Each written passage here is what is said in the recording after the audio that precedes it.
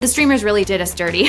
They came into the marketplace and they had all this money and they were throwing money at actors. It's like dating. You're never going to connect with somebody if you're not chill. Amanda Lenker Doyle is an award-winning casting director working extensively in Hollywood film and television casting for almost 20 years.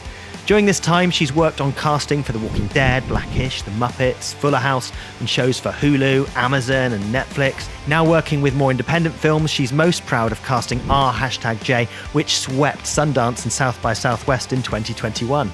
Previously joining us in Park City with our Ones to Watch during Sundance, she's a big champion of actors and how technology can assist casting and human connection. She describes herself as a treasure hunter, looking for those gems, as she believes that every actor should have an opportunity to shine. Are you scared of AI replacing your job? Are you excited that AI will help your job? I don't think it'll ever take over our jobs because... Amanda, welcome to the WeAudition Show. How are you doing today? Thank you so much for having me, you two. I'm great. How are you guys? We're really good. Wonderful. You're in Atlanta right now, aren't you? Yes. I've relocated to Atlanta and I am here for good now. Well, for now, I suppose. Tell us about that. What prompted the move? Oh, well, I was just talking with Richard about this. It was the pandemic that prompted us to move. And we didn't know where we were going to go, actually. It was a very last minute decision to come here. We sold our house in Los Angeles at the end of 2020. My husband is a cinematographer, as you both know. And we drove away and we sold it so fast that we just were like, okay, I guess we're just going to go. And we packed our stuff and drove to my in-laws' house in Colorado Springs. And we lived in their basement for 2 months. And we were like, are we going to live in Denver? Are we going to move to, Seattle so we can work in Vancouver? Are we going to move to, New York? Where are we going to go? We don't know. And then our friends who are also in the industry, who we went to college with, said that they were moving here from Los Angeles, having lived there as long as we did. And as soon as they said that to us, we were like, all right, great. I have family here. So we drove here from Colorado Springs, found this house and moved. So were you really thinking about work when you relocated, or was that not even on your mind?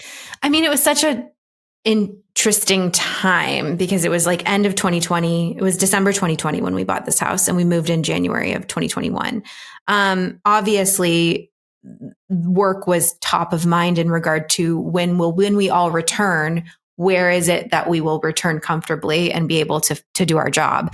And when we looked at Denver, we were like, yeah, there might be some work here, but not as much as there will be in Atlanta when Atlanta came up. Without knowing the market at all, though, I mean, my aunt's lived here my whole life. So she used to say to me, The Walking Dead was the first job I ever worked on. So the theatrical job. So I knew that there was work here, but she used to say to me, like, are you going to live in LA forever? Like, you could totally live here and do your job. And I was like, no, I can't. Like, I have to live in LA, blah, blah, blah. And then I got here, and even in early pandemic times, it was thriving here. And Devin started working immediately. His first job was They cloned Tyrone. He was second unit DP, B camera operator.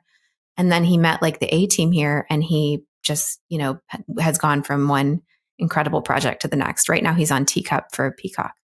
It's so interesting because I actually used WeAudition back in the day when we first started it to explore the Atlanta market. And I started working in that market right before it sort of popped off. Wow. Which was so when interesting. Was that? Our first pocket of people really outside of LA, wasn't it? Because it was just people in LA trying to get rid of traffic when it first sort of started, people that sort of knew each other already. And then you went over to Atlanta and just did a meetup, didn't you? And met loads of people. Well, but what prompted that was really interesting. It was a tiny bit of advice, right? And so I was on a show for a couple of weeks called Roots back in the day, which was shot in New Orleans, which I obviously booked from my LA agent. Mm-hmm. And I was flown out there and spent 2 weeks in New Orleans. And I'm, that's a big historical production. There's loads of actors on it. Mm-hmm. And I remember talking to a bunch of the local actors and the background actors. And they're like, oh yeah, stuff's popping off here. And I'm like, what do you mean by that? And they're like, oh, we've got this show and that show. And we're doing all these things. And it was, LA's exciting, but it was exciting in a different way. I can't really describe it. And so I came back being like, maybe I should sort of penetrate this market a bit. And I went on WeAudition. So this is like 2000 and I want to say like 13, right? Mm-hmm. I went on WeAudition and we had a feature that sort of asked the community. And I just asked, I said, hey, I want to get an agent in New Orleans. Does anyone have any advice? Mm-hmm. And a guy popped up, David Ahn, who's a pretty established actor. You probably know of him. Mm-hmm. And he said, hey, you know what? I live in Hollywood, but I work loads in the Southeast. Don't go to New Orleans, go to Atlanta. Oh, wow. What an incredible community you guys have. And I said, why? And he said, because the tax credit's about to start there. He knew. And all the production's going to move there. And he was right. So I flew out there, hosted a little meetup. I met with all the agents, which at the time was like 5. Yeah. And started working in that market. And so it's so interesting with what you said when you were working on The Walking Dead, that was already there, wasn't it? Because I remember meeting up with my friends from that. So that was like maybe, I don't know, like 2009 or something, or 10. It was like 9, I think, when we did that pilot. Maybe 10. It was really early. The pilot and the first 6 we did all together. But, you know, I don't know if it was then or if it became something after they kind of established production being a thing here, you know, as that show. Why did The Walking Dead start there? Do you know?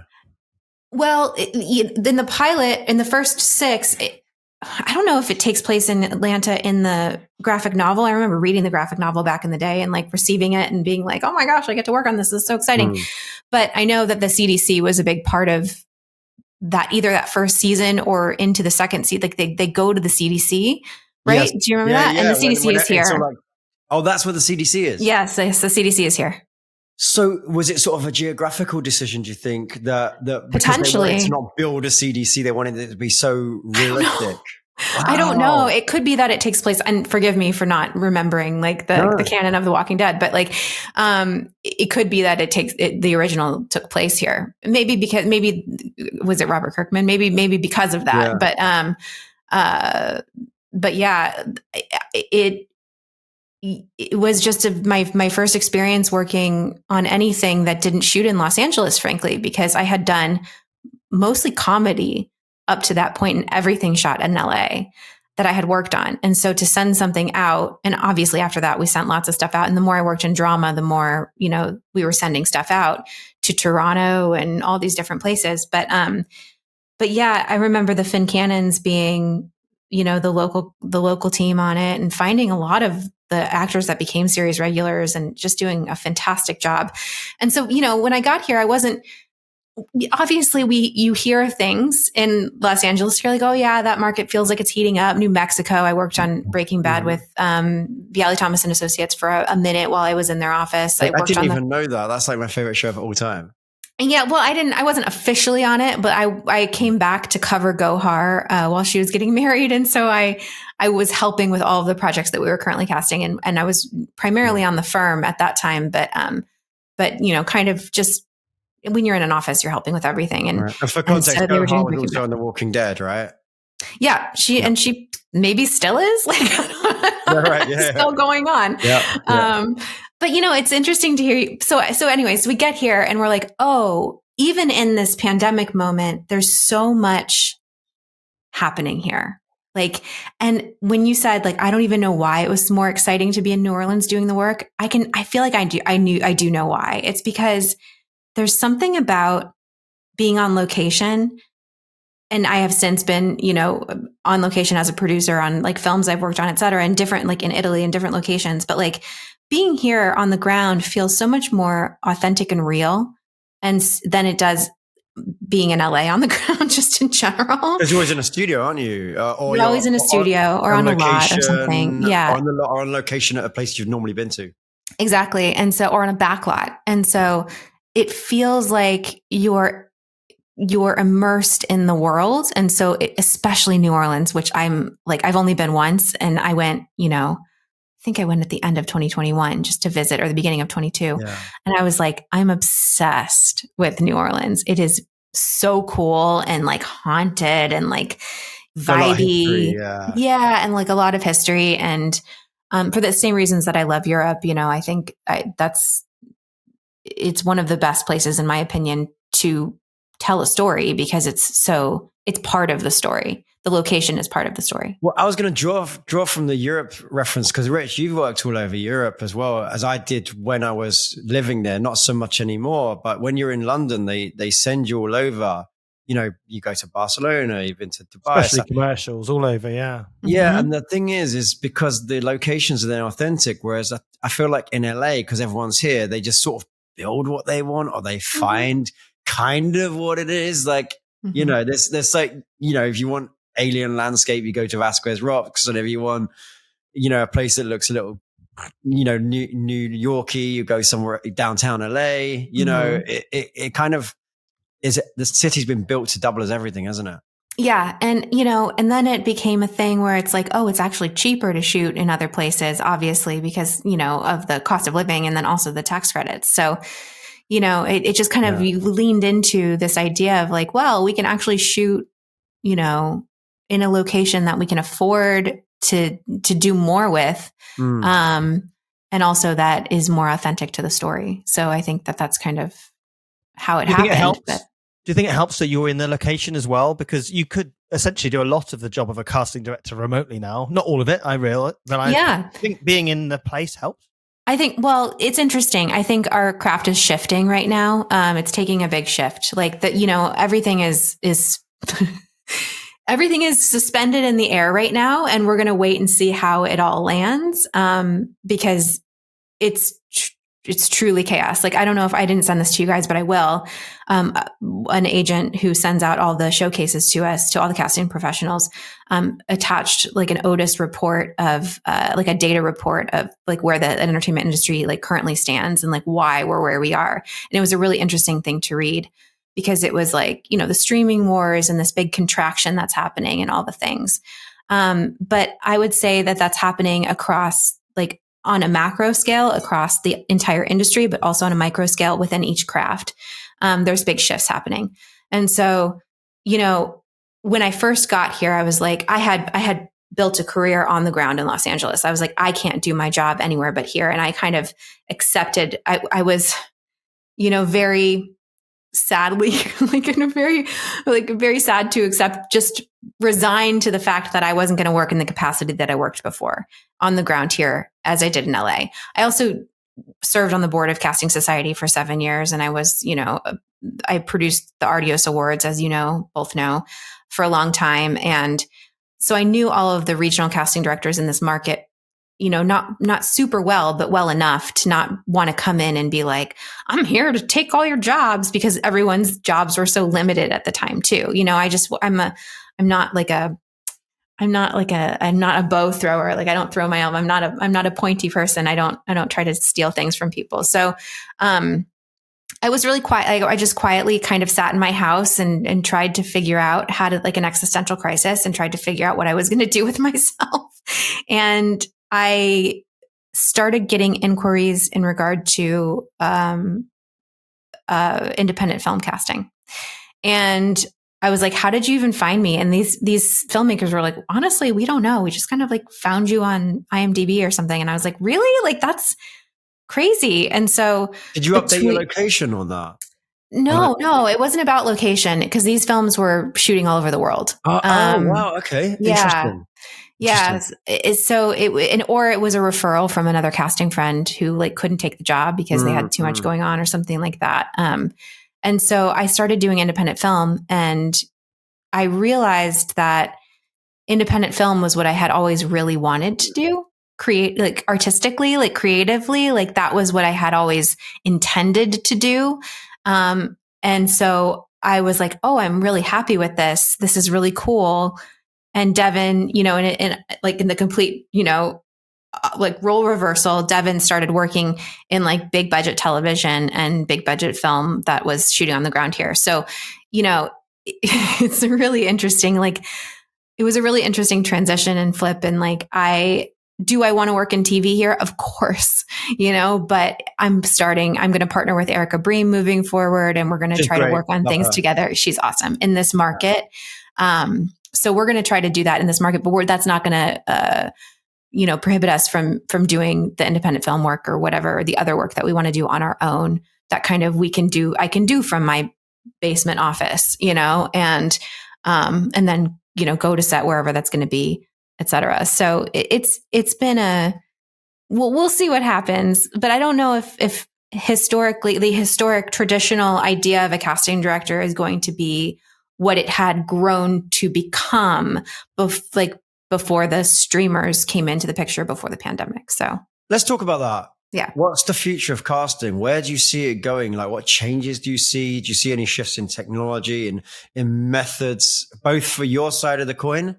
And then let's talk about for the actor side of the coin. Where for is TV it going? and for film and also or whatever in the future. Yeah, or content. Yeah, it's interesting because it feels like the same job across the board for TV, film. It feels like it's all theater. It's all the same process of job, right? In theory. But then if you get down to the nitty gritty and you get really nuanced, like television is going to be a really different process than a feature film because you have more time on a feature film than you do in the television space, especially when you're casting episodically. If you're casting a pilot, it's similar to a feature. So you do have a little bit more time to do that. But there's so much going on right now in regard to how we're all going to do our jobs moving forward. And it's kind of anyone's guess as to how we're going to make it work. So for myself and my friends, Jessica Sherman, like my colleagues that I talk to every day, Erica, we're kind of like just sitting on the wave and waiting for it to take us whatever direction it's going to take us. But we're also actively trying to build out, workflows that are going to function for both our craft and yours. Interesting. I'm excited. I'm saying that very cryptically because it's in the works. Yeah. And we know we've had discussions about some of how some of that's going to look, obviously. And so are you scared of AI replacing your job? Are you excited that AI will help your job? Tell us about your feelings there. So I think if AI is used properly, it's a really amazing tool. And I think that's our job right now is to try to figure out how to utilize AI to the best of our ability to make it work for us and have it help us and assist us in the artistic filmmaking process as opposed to take over the artistic filmmaking process. I don't think it'll ever take over our jobs because yes, it can do things for us like make a quick list, but I would still have to go through that list because I know these human beings as actors and AI doesn't know what they're capable of. You know what I mean? So, and I have a subjective idea of what's going to work for the project. I've had the casting consultations, the creative conversations with the filmmakers. Like I know if there is an idea outside of the box, like I know what will work potentially and what won't. And that's part of the art of casting that I don't think AI will ever be able to replace. Can they do like lists of data? Of course. Great. Those soft skills, I think, is something that's going to be really, really important. Like as human beings, as we go forward to whatever jobs we go to, because a computer can do some awesome things, but it can't do some of the social interaction things and some of the things that we do really well as humans.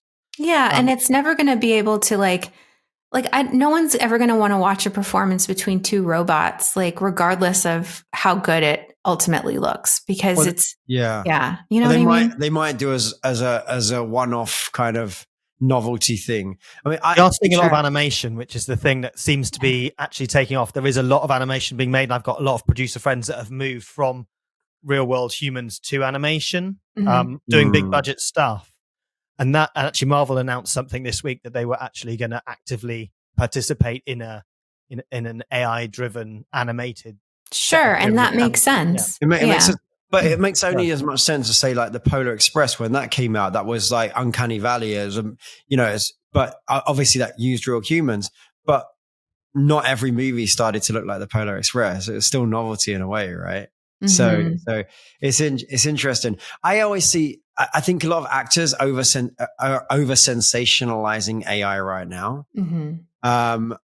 In the sense, I just watched a documentary of Tribeca called "How I Faked My Life with AI," and it's a director, actor, filmmaker guy that spent a month. I won't ruin it for you, but he spent a month, literally faking his existence with AI in every sense of the word, right? And again, it's interesting, but it's over sensationalized because we're talking about morphing your image and becoming who you're not and all those things. But then there's another side of AI, which is it is just an advanced software, really, if you look at it like that, like a calculator was. When they invented the calculator, it didn't put accountants out of business. It helped accountants do their job easier, right? And now, if you think of anyone that's born after a certain age, they don't even understand what life was like without a calculator. There's kind of two. There's machine learning, isn't there? And then there's generative AI, which we're starting to get to a phase where we're moving away from just machine learning into this new phase, which is what ChatGPT and things like that have been doing, coming up with stuff out of midair, which they were never able to do before. What they've done is they've scooped up all this stuff off the internet, all the work that we've created as creatives, as human beings, and then regurgitating that to us. And I think that's part of the problem. It's always going to be derivative, isn't it? Well, I think part of the problem, though, guys, is the scale of it, right? Because when I first hear that argument that it scoops up everybody's work and it's derivative, I went to film school in 1998. And they made us watch Scorsese, and they made us watch. Oh, we do it too. I'm not saying that's a bad Michael thing. Winsbottom, and that's exactly what we do. And when I made my first film, it was derivative of Tim Burton. Everyone wants and to be a Wes Anderson, right? Yeah. Those were my actual quoted references in my deck. Right. And so I think, well, if AI is doing that, it still requires. Anyway, getting to the point. The comment in the panel that came out in that documentary was, we're going to enter an era of curation over creation. And I think actually, as an actor, casting director, whatever, to your point, Amanda, it can make the list, but it can't. Well, it's essentially what I just mentioned is like, I've messed around with ChatGPT, and my friends are all like, don't do it. You're just teaching it. And I was like, yeah, whatever though. It's never going to have my creative opinion about what can work for something and what can't. And it's never going to be able to read with another human being with the emotion and depth of character that I can. So fuck off. Like, sorry, like it's just not going to happen. So I'm not worried about it. I think it's really important for us to lean into it. It's coming. There's nothing to do to stop it. So let's figure out how to make it work for us and how to have it help us, Use it in the right way. Yeah. I think use it in the right way. Yeah. I think that's the most important thing that one of the concepts I'm hearing right now is, look, you can make a fire to keep warm, or you can make a fire to burn buildings down, right? It's how you use that. And we've been using fire for years in the right way. I'm a big fan, and we've been talking about stuff, and I just see it as like an electric drill. You buy a thing from IKEA and you want to put it together. You could do that with a screwdriver, but you're going to do it a hell of a lot quicker with an electric drill. Yes, it's a robot, exactly. basically. And if you use it in the right way, I can put up something quicker. And I think there's some really cool things going on with it. And it could really help you be a curator. Rather than doing the donkey work as a casting director, you could spend all your time curating and putting awesome people together. Doing the high magic work. It also releases me of the idea that the administrative part of casting, and allows me to lean into the artistic part of casting, which we have leaned away from, frankly, for such a long time, because especially in television, the process is so fast and truncated, and that we have had to do a lot of administrative work that, like, honestly, I was like, I didn't sign up for this. This is not what I signed up for. I didn't sign up to sit here and do 400 drive-ons, type in 400 drive-ons for all the actors coming on the lot, and then go and do like 18 deal memos on a Friday night and be at the office until midnight typing, data into another like form for production. Right. Like, I don't want to do that anymore. I never wanted to do that. No one ever wanted to do that. I want to read with actors. So if it gives me the ability to do that, the job that I signed up for, great, take it, take all that, Right. That's it. It should make the whole thing easier. Right. Yeah. Yeah. You've moved into producing, right?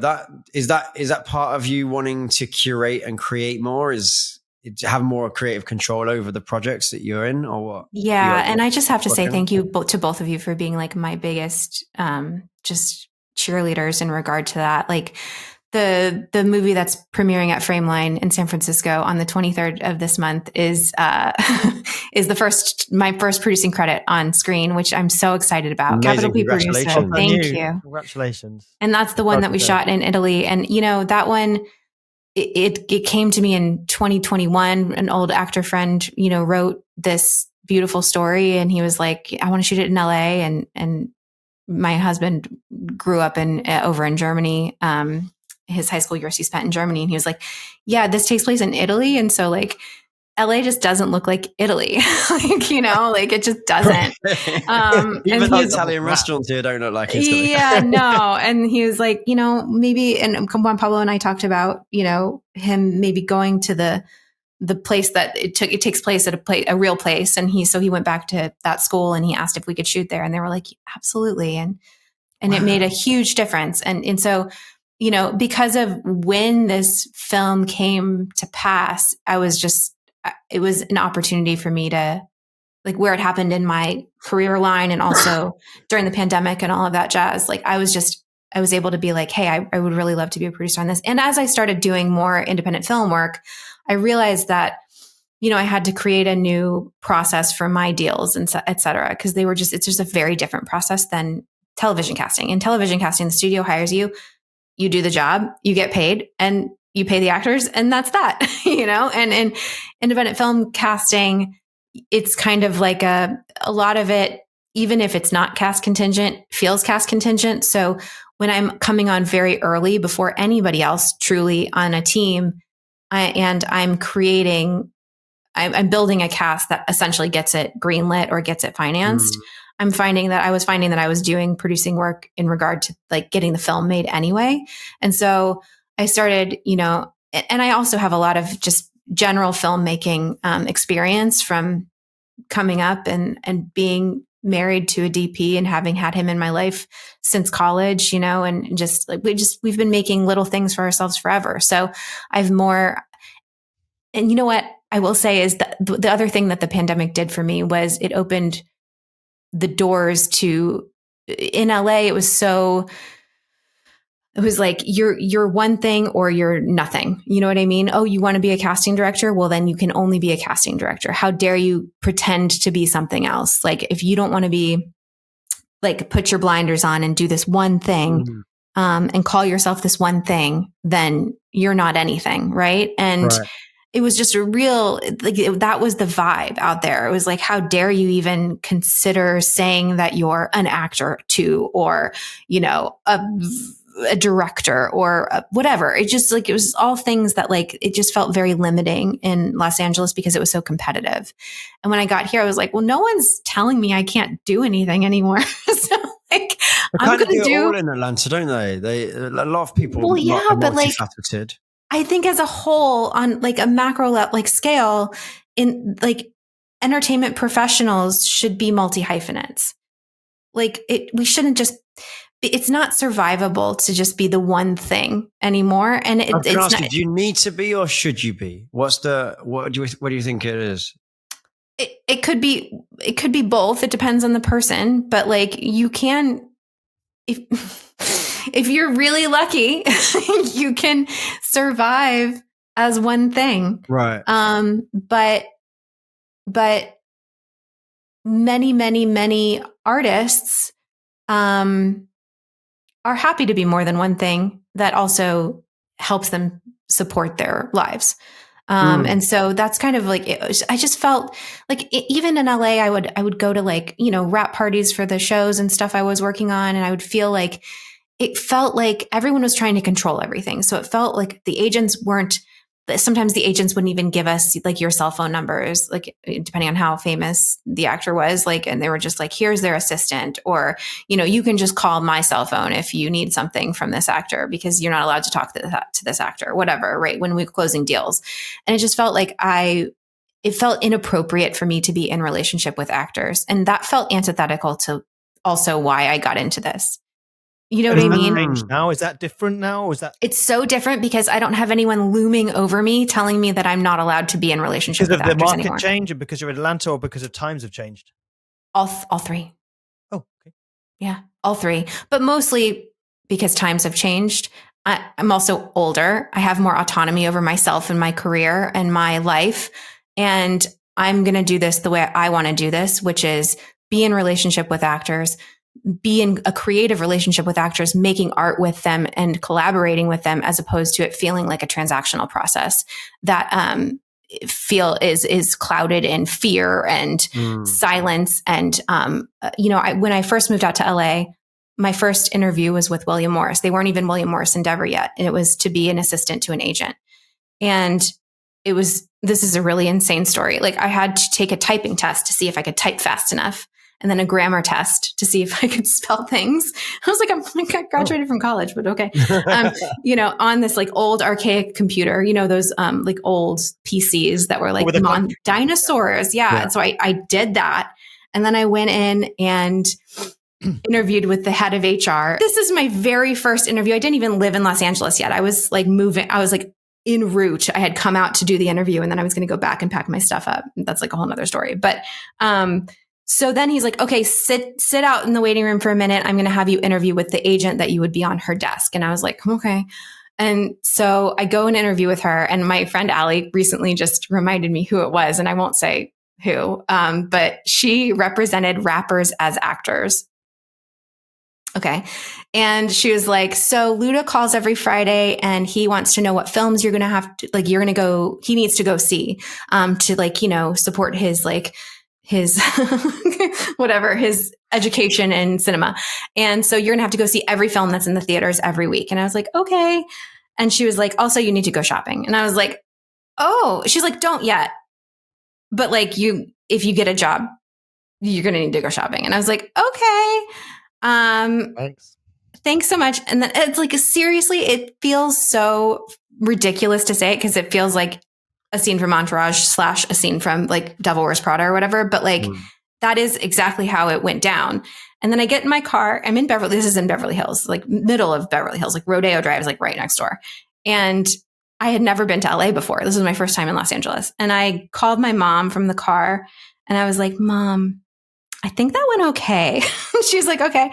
And she was like, I was like, well, they said that I was really green and I don't even really know what that means. And she was like, oh, babe, if you don't know what that means you're really green. I was going to say, right, it's quite meta, isn't it? If you don't know. I was like, okay. And I didn't end up getting that job. Thank God, because I was like, it just would have been a different path for me. And it's not my vibe anyway. Like I was never one for like, like the agent's assistants used to always like go for drinks and stuff. And I was just like, no, like, I don't want to. It's funny because when I watched Entourage when I was in England, I thought it was like super heightened comedy, like Will Ferrell type comedy. No. And then I watched it again after living in LA and I was like, oh, this is like documentary. It's seriously like full on documentary stuff.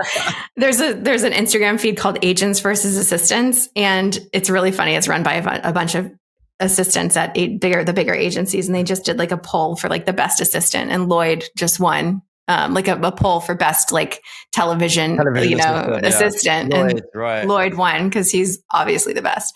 But yeah, it was such a. But I mean, well, it was about you really wanting to produce and create your own work. And doing different things. Yeah. Where we went with that, which is something I wanted to touch on, is you mentioned a lot about wanting to build relationships with actors, right? Mm-hmm. And that's something that over the years, I've found more and more important. And I'm on the fence about how much it's good and how much it's not bad, but it's helpful or not helpful. But what I have noticed in many ways is because I think there's not an abundance of work in the industry, actors often want to make relationships with casting more than they maybe should. Mm-hmm. So how do you navigate that from your angle of actors wanting to make relationships with you? And do you have any advice for actors that are trying to do that? I mean, I give you an example, like most people I know that do it wrong, quote unquote wrong, is just because they're being inauthentic. They're coming from a place of I need. But give us your perspective. If you'd like to join the WeAudition community, go to weaudition.com/show to get 25% off. Now back to the show. That's 100% it. I think, years ago I was in Kilkenny and I got interviewed by Spotlight about something, and they were like, how do you feel about networking? And I was like, I absolutely hate it. I think it's disgusting. And I'm not like, it's not for me. And they were like, what? And I was like, well, it's because for me, I want to be, it feels yucky for anybody out in the world, regardless of whether or not you're functioning within this industry, to like, be in an inauthentic relationship with someone, meaning you're in a relationship with someone simply because they want something from you. And anybody can feel that energy, right? And it's the same kind of energy as like when an actor comes in to do a callback and the room's full of producers and everybody, and they just so desperately want the job that they're so distracted by the fact that they need this job for some reason because they've not booked a job in 5 years, or they need it because they need the money, or they're just so desperate for it. Like you can feel and smell and taste that desperation lingering in the air. And so it's like, no one wants to be in relationship with somebody who is like in it, not to be like truly in it with you in good times and bad, but in it only because they think you can do something for them. It's just for the end result. Yeah. So we hear that a lot though about that desperation, right, Rich? Where you can smell it, you can feel it, you can taste it. I think I know what you mean. You probably do too, Rich, right? But I think so. I think we have it in our events a little bit. Sometimes some people have come around and saying, and I've had it, they'll come to me, find me and say, right, where are the casting directors? Where are they? And you think, right, well, take a breath. Yeah. Yeah. Take a breath. Oh, no, that's not what this is. Well, that's what I was going to say. Is there an example? Because we hear that all the time. Oh, don't be desperate. But if you're the actor sitting at home right now saying, well, actually, I do need the job. Actually, I do need my next credit. I do love doing this. I want to be on set. What's the practical advice to an actor that's like trying to think, well, how can I look like I don't need it? I really do need it. I really want it. It's like dating. It's like dating. Like you're never going to like connect with and click with somebody if you're like not chill. You know what I mean? Like if your energy is so intense because you need something from somebody, like that person's going to run as fast as possible. And it's like, even in a business relationship, when I say in relationship, I don't mean like in romantic relationship. There's a bunch of different ways to be in relationship with people, right? Yeah. In a friendly relationship, in a business relationship, in a romantic relationship, whatever. But it's like, even if it was strictly a business relationship, if it was just like let's create the scenario, right? We're at one of your mixers and I'm in the space and an actor comes up to me and they strike up a conversation. The conversation, like we can smell it when it's like, this is how great I am. Look how great I am. I really want to be an actor. Will you hire me in your next thing? That's the subtext, right? Like, why would you do that? Like, instead, maybe do some research on who's going to be there and like what they've worked on. And like, oh, did you cast Wayne? I really loved that show. Like I watched all of it. I was like obsessed with it. Then we have an authentic conversation about, oh, thank you so much. You liked my work. Thank you. I also liked your work in this, and this. I saw you in that. That was great. Whatever. Then we can start the conversation in a really like, I'm going to stop using the word authentic because I feel like actors are freaking out about that word, but like in a really, just a normal way. Like, I don't know. I tried to do that once. It was a long time ago. And I went to a very famous director for an audition for something. And it was like a general, but it was for a project. But it was like, I want to put you in this project roughly because it was kind of a local hire thing. And I went to meet them. And I did that. I looked up what he did. And I picked a movie and I was like, oh, I'm going to totally say that. If you ever do that to someone, make sure you do love the work and you do like it. Yeah. I was like, I'm going to try this thing. I'm going to talk about that project. Well, and I just went in and I just made a fool of myself. And obviously I didn't get cast in anything. And it was ridiculous. I'm like, you stupid, just be yourself because I tried so hard. Well, I don't mean like, don't make stuff up. Yeah. I wasn't making it up. Well, that's what it was. But yeah, no, I'll never do that again. I was trying to be like genuine and also trying to be like, oh, I saw this film and that's amazing. But what I was kind of doing is fanboying instead of actually genuinely liking the work as a Well, here's the thing, Rich. You just said trying to be genuine. Yeah. If you have to try to be genuine, you're not being genuine, right? Yes. No. And I think that's the simplest way to be. I have a similar example, but where it went the other way. Wait, hold on. Before you go there, like hold your thought because that applies to acting too. Yes, it does. Oh my gosh. Probably smell that. If you're like trying to be authentic in the moment, but if you're like, I'm trying so hard to like, be in this space, but it's like, it's not working. That's because you're in your head about it and it's inauthentic, right? That's what we mean by that. Within the scene. Yeah. Yes. Yeah. When you can feel it, I think, when something's real. you can feel it. Yeah. And that's what AI can't do. It can't do that thing when the humans connect yet. But that's right. That's the special magic. And by the way, I can feel it through a screen. Like I've been reading with actors over Zoom, and I can absolutely feel it through. It's not as palpable, but I can still feel it through a screen. So as long as you're in the right headspace and but that absolutely authenticity applies to, these, meet cutes, and also applies like within the context of reading in a scene and becoming seeding yourself into your character. So that is why I think helps with that actually is confidence that comes from experience, that comes from time, that comes from patience. Mm-hmm. Because when you're more confident as an actor and you just know, I think there's a level where you get to with training and with experience that you go, actually, I am good. I'm good. Mm-hmm. I'm good enough. I stop worrying about being good and I just worry about doing the work. Yep. And I think when you get to a level like that, you're not going to book every job still, but you're fine with that. Mm-hmm. You're fine with that. And that gives you the authenticity, I think. I want to pick up just quickly on something Amanda said then. You said about that connection through the screen. Mm-hmm. And I think that has been one of the amazing things about WeAudition, actually. It started out just with people, reading with each other to beat the traffic in LA or just to more convenient for something. Mm-hmm. But actually, that ability to connect with someone who's right for the material or clicks with you, that works. And actually having it over video chat means that those geographical boundaries are not there. So people can meet with the right person wherever they are in the world. And actually the community part of WeAudition, although it wasn't our original intention, has been the best thing. And those people connecting, like you say, via digital wires, that human connection is there. And that's what WeAudition does as a reader, a real reader, over recording the lines yourself or using an app that can read the other lines. It's that human connection that you get with a real reader because you can feel it. And boy, were you guys ahead of your time. How could you have known that we would need this so desperately, in these last 4 years? When I tell you this is where I exist in this office space every day, and I have no actual human connection aside from my child and my husband. I am desperate to be in virtual space with actors every day so that I can feel like I'm a human being who, is fulfilling the needs that I have. Yeah. And that's almost why we continue to drive home the community part of the site, because what the pandemic showed us was that this technology is necessary. And it also showed us that in-person interaction was missed, community is missed.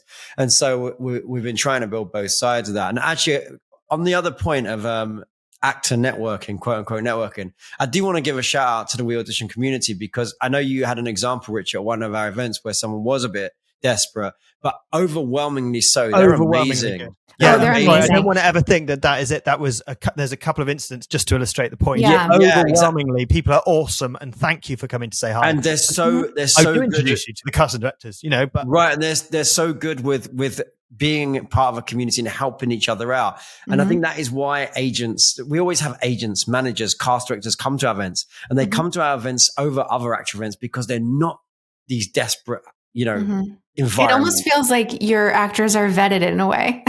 But they are. Yeah. I'll tell you why they're vetted, because if you don't put into the community, WeAudition is pointless for you.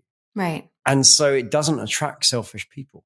Right. It's simply, it's baked into the DNA. If you're a selfish actor that all you're after is your own thing, and what we said about the person that comes to you is, I need this job, I want this.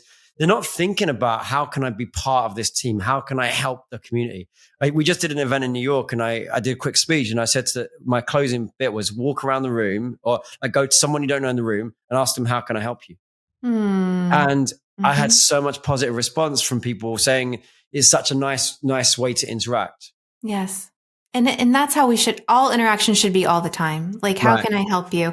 And that's really what casting is, casting is let us help you help us solve this problem, right? And which is the role that we have to cast. And the greatest joy, and it's interesting to have all these conversations, because we're talking about feeling when you book a job, when it's like you walk away from the audition, you're like, wow, that was really good. It's because you could actually feel it, right? You could literally feel some sort of energy coming at your body from the other person's like person. And that's literally why I wanted to do this, because that energy exchange is like, I came up doing like community theater and like being a performer myself. And I was just like, I crave that. Like, I want that. And I want to be, I want to feel that from the actors and be inspired by like a performance and the person on the other side of the table from me. You know what I mean? And so like that part of it is the best part of the job. And then the other part is the part where we get to say like, it's going to be you got it. And we just made somebody's life. What a joy. Yeah. That's the nice part, right? That's the best part. Do you get to ever do that, or does the agent do that to the actor? Or do you sometimes it depends. Now that I have more autonomy over my life, it gets to be me. Yeah. Please let me do it. Yeah. I remember getting one of those calls from you, but usually it feels like it's the agent. And then the other thing you mentioned earlier is paying the actors. Do you guys take care of paying the actors as well? So, it depends on the role. So it's like, obviously all the money always comes from the production. And when we're in television, we're given a cast budget per episode that we help them kind of create. And if we have to go in for breakage, then we go to the line producer for breakage. So when I say like making a deal, like yes, in television, we're hiring the guest cast and making those deals and closing those deals, but it's money that we've been pre-approved to use to make those deals. And in a lot of situations, it's scale, because that's kind of where we are as in in the environment. And scale to someone that doesn't know or might be in a different country is the basic pay that SAG after the union. Yeah. So, it's a minimum wage for the size and kind of role that you're booking. And I remember back in the day, like many of the shows that I worked on coming up, we would meet quotes on and stuff like that, meaning like you would have an earned day quote or whatever, an earned guest star quote. And like, we would meet those quotes and then maybe pay you more the next time, whatever. And then it became this thing where it's like, oh, everyone's making a scale on this show because it was such a popular show that like, when Brad Pitt wants to do it, then, we can't pay Brad Pitt $1 million and the whole Friends cast $1 million an episode. So like everyone's coming in as making scale, whatever. That it wasn't on Friends, but like, that's just as an example. They did it on like Jane the Virgin. Like I remember that whole run, they were like, it's, scale across the board, no matter who you are coming onto the show. And then they started doing that a lot. But in film and in like bigger studio features, and during the pilot process in television, we're figuring out who it's going to be and then basically volleying the deal over to business affairs at the studio and to negotiate with business affairs at the agency or with the agent. I'm going to say it from a personal standpoint. As an actor that's had a lot of co-stars, should I be refusing a deal like that? No, because like the co-star guest star. No, because the co-star guest star thing is like for us, it's, and I speak for only myself here and probably my friends, but like, not my entire, craft, but like for me, it's like, I don't care if it was a large co-star and you put guest star on your resume, that means like literally nothing to me. Like do it, put guest star on your resume because you were essentially a guest star. If I go to watch the episode and you're in like the entire episode, I'm like, that was a guest star role. They paid you as a co-star and billed you as a co-star because they didn't want to pay you as a guest star. That's actually happened to me before, actually. Yes. Yeah, when you're in multiple scenes, you've got a character arc or opposite the lead. It used to be very clear cut, right? It used to be you're the waitress in the coffee shop giving the order, that's a co-star. Mm-hmm. And anything that's deliberately part of the script and the story is a guest. And now they don't have the budget to have like 10 guest stars or whatever. Right. So like, everybody's a co-star except for maybe one. And who makes that? Who gets that guest star credit or that higher fee? Is that you in casting that goes, I've got a cake, I've got to cut it up, okay, this is how we're going to do it?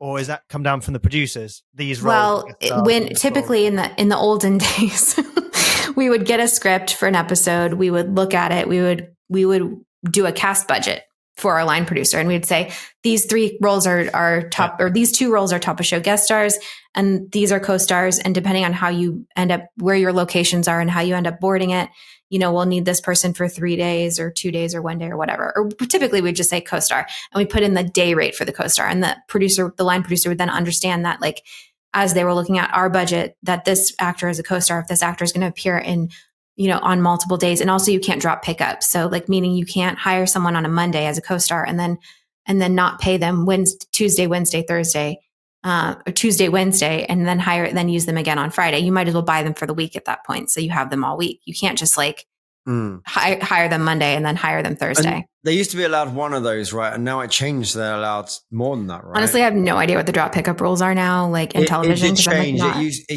And because often they would do, if you had a drop pickup, so if you had 2 scenes over a week, they would pay you for the week, even though they could drop you and pick you up again, because they might need you for ADR later. Oh, interesting. Right. And I've had that situation happen where I had a day here, I had a week to spare, and then another day here. And I wondered why they didn't do that. And then they actually did bring me back for ADR, and they explained that they'd have to pay me the whole fee again, if not just the next day.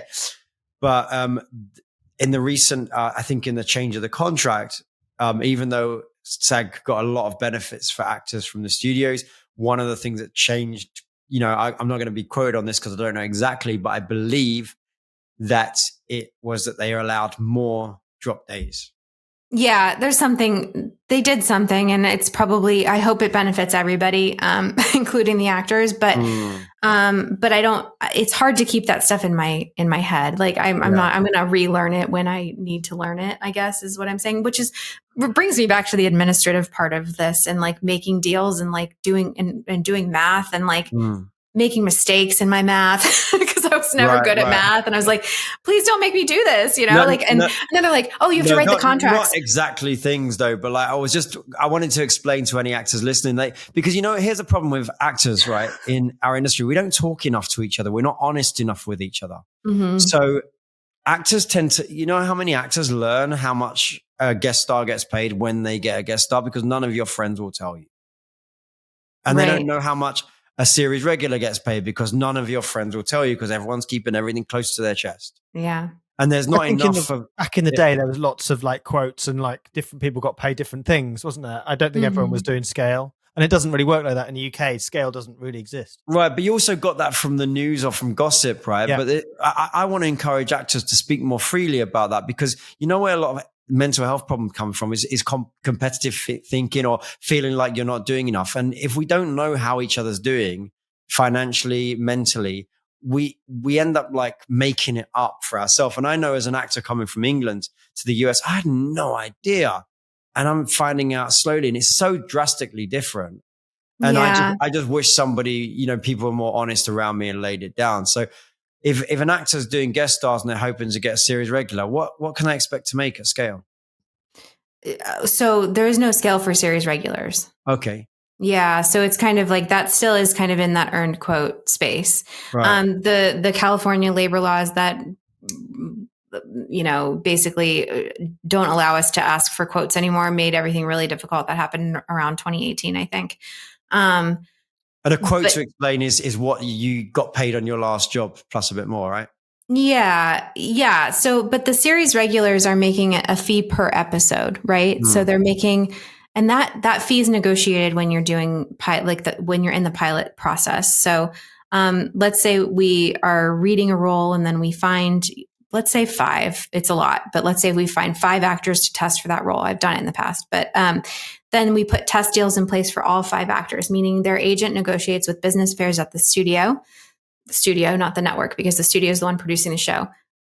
Their rate for it used to be for 3 seasons of the show, but now I've heard that they're negotiating for up to 7 seasons. 7. So they negotiate an episodic rate for 7 seasons, because like that's typically how long a show is on. So that means that like what can't happen to the studio would be, it used to be that the network took over after 5 seasons anyway, and financial responsibility for a show. So that's why a lot of shows only lasted 5 seasons. But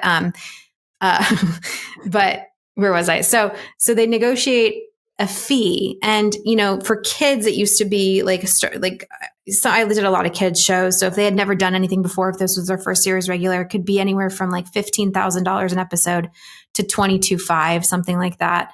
For an adult, in these days, I have younger adult friends who have booked series leads, and between $30,000 and $40,000 an episode. as a series lead if you're a young adult who's never booked anything as a series regular before. But the more established actors that you're seeing on television are making anywhere from $75,000 an episode to $1 million an episode, depending on who they are, or plus, depending on who they are. And that's all done the stream has really screwed everything up for everything in regard to that. Right. That's they what started paying people and business affairs. It's not the actor asking for that. That's between the agents and the business and business affairs at the studios. I think these are all basically lawyers talking to each other. Yeah. Yeah. Interesting. Yeah.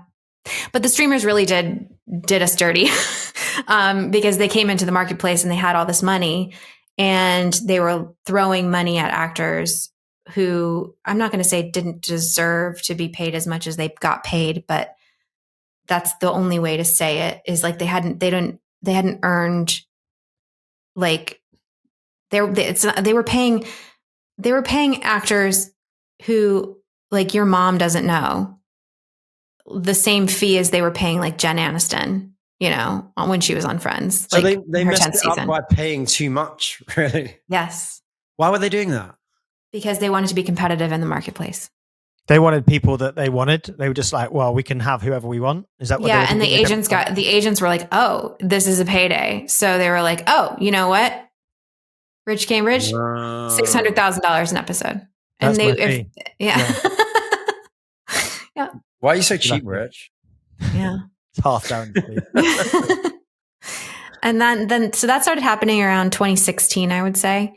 And it created an environment, which is where we are today, which is like you're seeing, mega stars in television now, which have bumped the actors that used to be working series regulars down to like guest cast, which bumped the guest cast, like the regular like guest cast actors down to co-stars, which completely eliminated the opportunity for anyone to work as a co-star anymore who hasn't ever worked a job before. I will just play devil's advocate on behalf of the streamers for a second, though, and say though, just say that what I noticed as an actor though was the landscape opened up a lot more actors got a lot more opportunities, and you started seeing different voices on television that would never have been possible from a traditional standpoint. I'm thinking of shows like like Rami, or shows like Master of None by Aziz Ansari, right?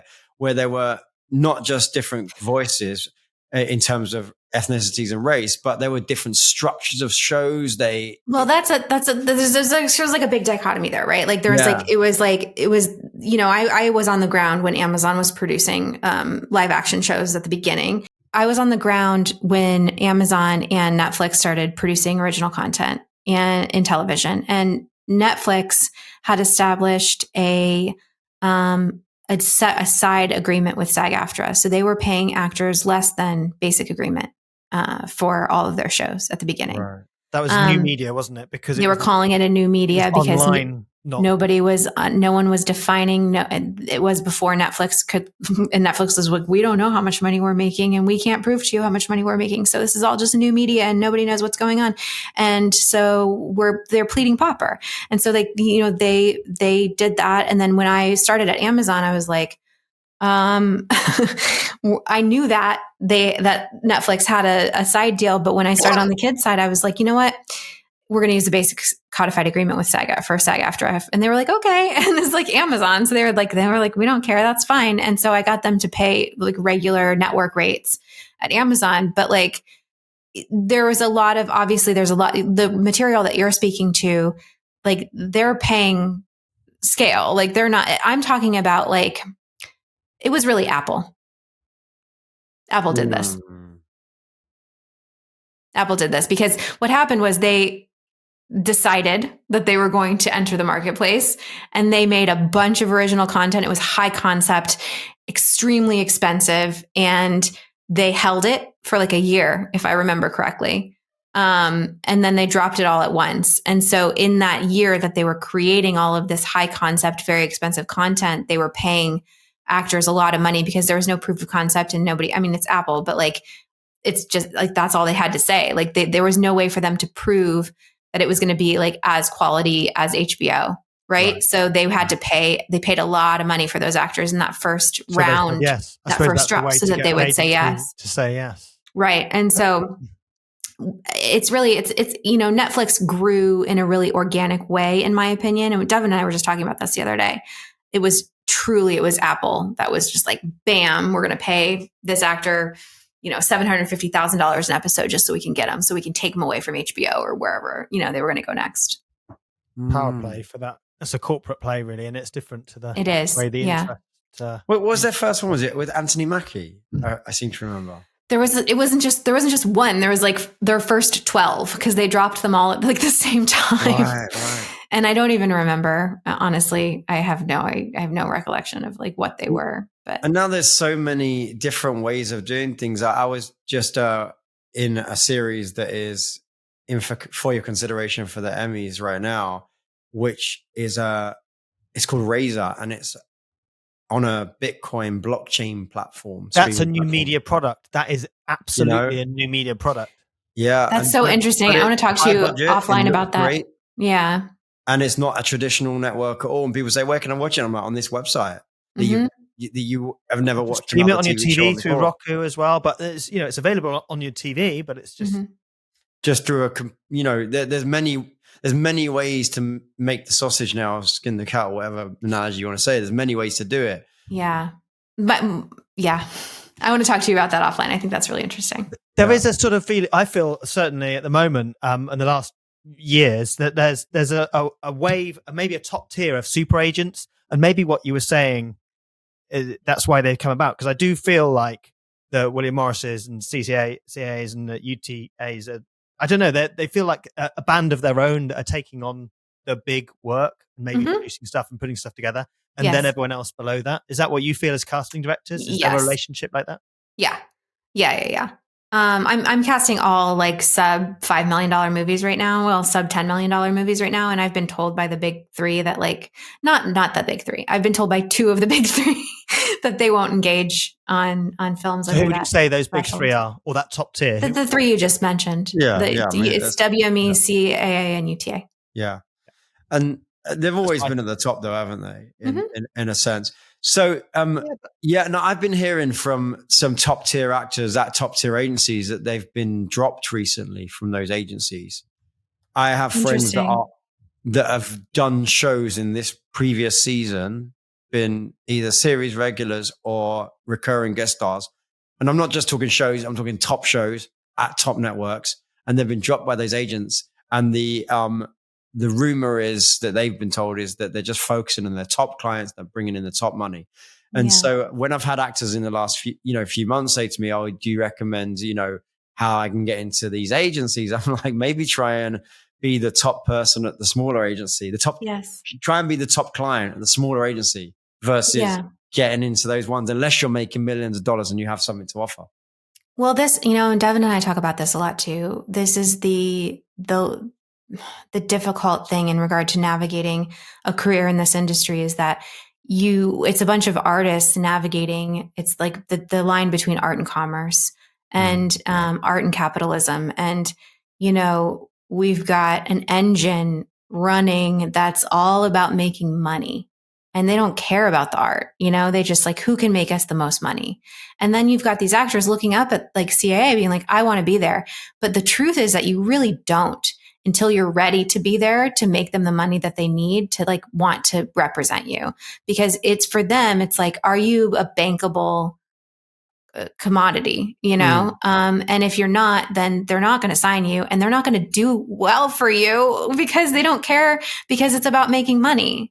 Which is sort of fair in a way, because that is the machine, and the business has to make money. It's a business. If you were in a store and your product was beef burgers, and you're in a vegan area, very soon the beef burgers are going to not get sold, and the beef burgers are going to go to the back, right? And they'll put them in the back fridge in case one person wants to buy them once in a while. And that's the same as talent. We have to see ourselves as we are a commodity, because if you want to do art for art's sake, then that's called a hobby, right? Right. And that's fine. It's absolutely fine to have a hobby. What's not fine, I think, is to expect the business people to sell your hobby.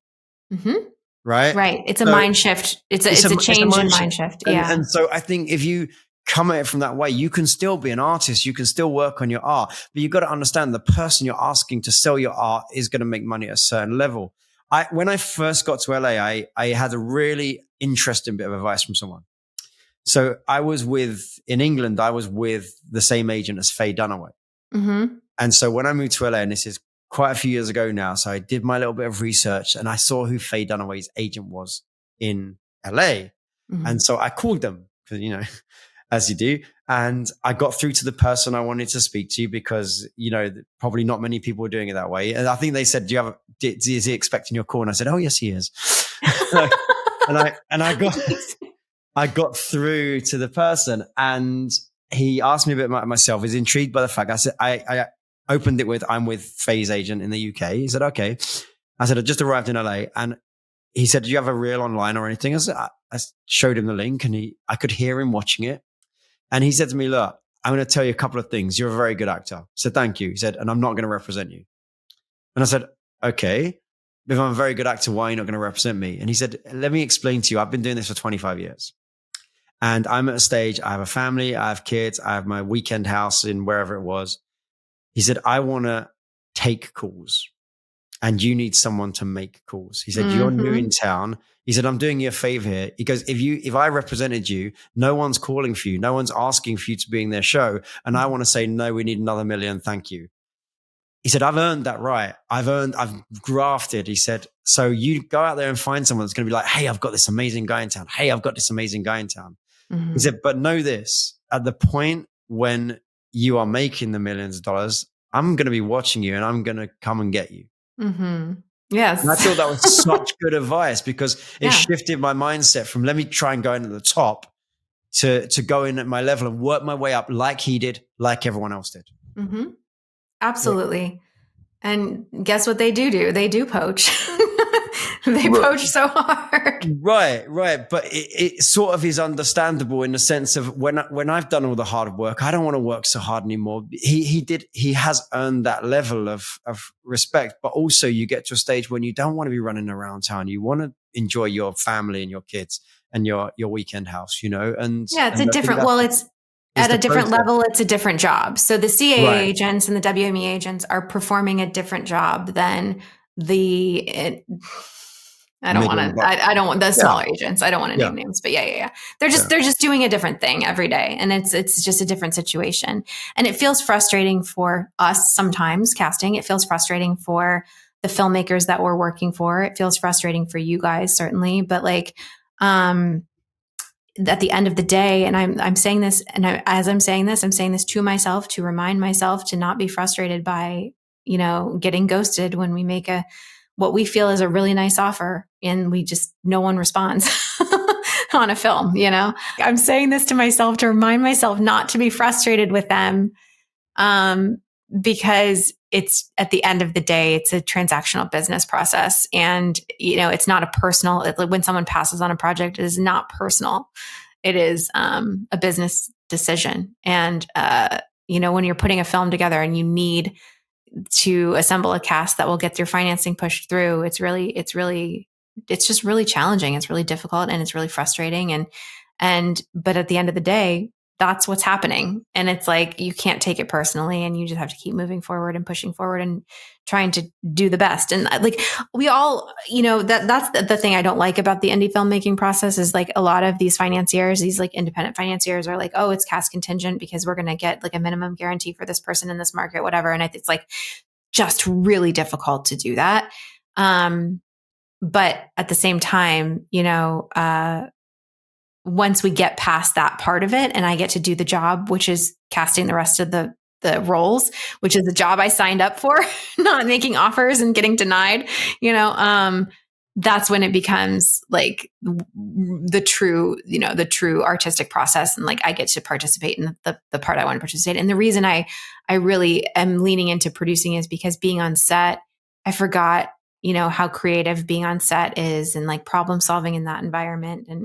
And I feel so grateful to be able to be back in that saddle, because it feels much more fulfilling to me than, again, making offers and people just passing. I love that part of being on set. Yeah. I love fixing problems. So that advice you just gave, I think, is useful for people in casting to understand, but also the actors, that it's not personal, it's transactional. You got to do your best job. And I think for me, it's always been really healthy and helpful to my mental health to understand that it's a business, because then I don't get in my head about it. Coming back to the point I said earlier, when you've done it for so long, you can understand that you're good and you're not everything that it's about. Be confident in your own work and then understand there's all these other pieces. Exactly. And what were you going to say, Rich, about your family? Oh, we say good producing. If something happens and, something you sort a problem out, because stuff always goes wrong with whatever you're doing. You make good plans, but something will always go wrong. And when you fix it, you're like, I had a backup for that. Good producing. Yeah. Good producing. Good producing. Yeah. Well, I was saying too, and I'm producing one that I'm going to direct right now. I'm so excited. We're going to do it on at the beginning of July. And Is that a feature? It's a short to be a feature. It's a proof of concept short that's going to, hopefully exciting. lead into the feature. Yes, I will tell you more about it. But I was saying to them the other day, I was like, filmmaking is just problem solving. Yeah. And I'm like an excellent problem solver. And that's why I love that part of it. And so that for me is what's so exciting about moving into doing more than just casting, because, I'm just really good at it and I really enjoy it. And it feels artistic to me in a way, because problem solving, inherently is artistic, because you have to be creative, And we're looking forward to your new movie with Juan Pablo. What's that called? Yes. Thank you. It's called Duino, which is the city that we shot in northern Italy. And it's a beautiful film. I'm so excited for him. I'm so excited for all of us. It's truly gorgeous. And we're premiering at Frameline Film Festival in San Francisco on June 23rd. And then I guess it'll be doing the festival circuit after that. So we'll see you somewhere on that circuit, I'm sure.